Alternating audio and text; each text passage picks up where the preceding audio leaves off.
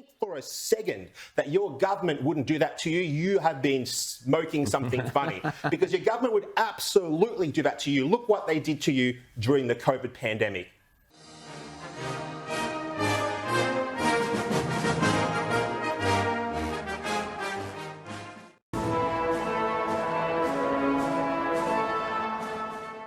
Well, centralisation, censorship and control seems to be the order of the day, the path Labor want to take us down.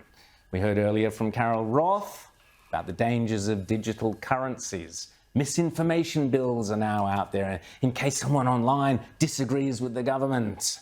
We're talking about now this week a national digital ID system, a plan that Finance Minister Katie Gallagher said would ideally be up and running by mid-next year. Not if I can help it. This could mean our licenses, medical cards, other data will be condensed on a government-regulated platform which third-party organisations can use to verify your identity. Frightening stuff. Remember what I said about the left? Under Bob Hawke, they resisted a national identity card. That was the left, the good left of the past. The modern left want to bring it in on steroids. Joining us now to discuss it, United Australia Party Senator Ralph Babet. Ralph, great to have you here. You've been warning about this digital ID, this central bank digital currency. Spell it out for us. Firstly, I noticed that your glasses of water haven't started boiling.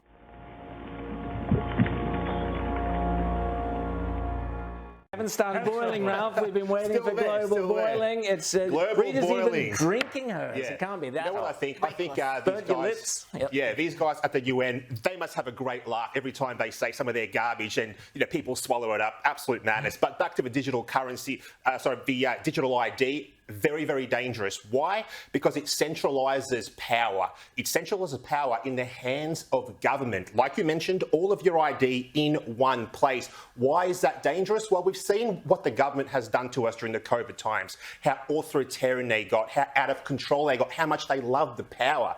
Now we're going to say, have some more power. On top of that, we know how useless the government is at organising anything at all. Look at pink bats. Look at the town halls.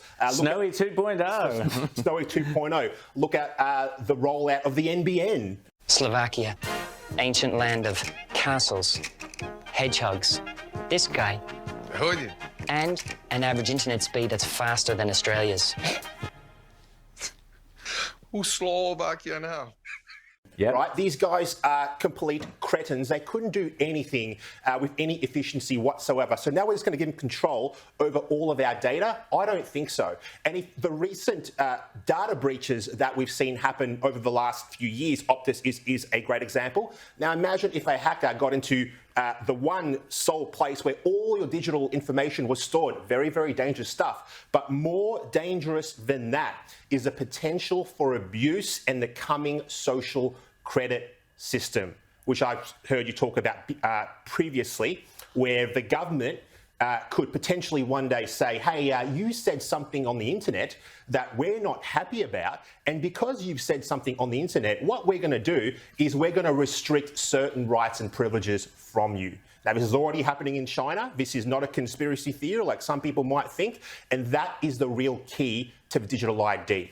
But they did that anyway. During COVID, we were locked in our homes in Melbourne. We had curfews. You had people who weren't allowed into restaurants and into all sorts of venues if they didn't have the pass showing that they were vaccinated. So, I mean, is this digital ID going to be any different to what we already have? Isn't it just going to be a little bit more efficient way of controlling the masses, because they can already control the masses? Absolutely. So it is a more efficient way to control you, everyone at this table, everyone at home. It's a more efficient way to control you.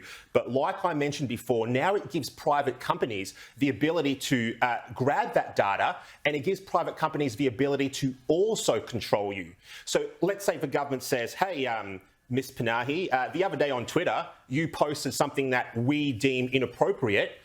Now what's going to happen is you can't buy a flight on X airline to go international because we've deemed that what you've said is not okay. Now, this is the power of the digital ID and centralising all of our data in one spot. And if you think for a second that your government wouldn't do that to you, you have been smoking something funny, because your government would absolutely do that to you. Look what they did to you during the COVID pandemic.